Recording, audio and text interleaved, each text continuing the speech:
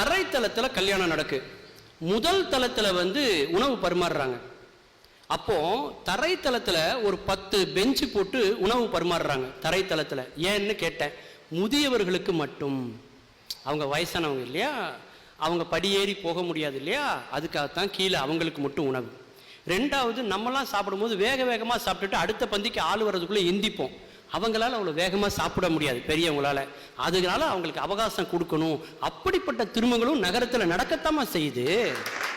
பஸ்ல இடம் பிடிக்கிறத விட பந்தியில இடம் பிடிக்கிறது தான் கஷ்டமாயிடுச்சு இந்த காலத்துல. அதாவது கல்யாண வீட்டில் இடம் பிடிக்கிறது பெரிய விஷயம் இல்லைம்மா, இப்பெல்லாம் ஹோட்டல்லே காசு கொடுத்துட்டு காத்துட்டு இருக்க வேண்டியிருக்கு சார், தெரியுங்களா? அது கூட ஒரு ஆப் வந்துருச்சு நடுவர் அவர்களே. கல்யாணத்துக்கு போறதுக்கு முன்னாடியே பந்தியில இடம் இருக்கான்னு போனை பார்த்தே தெரிஞ்சுக்கிறாங்க.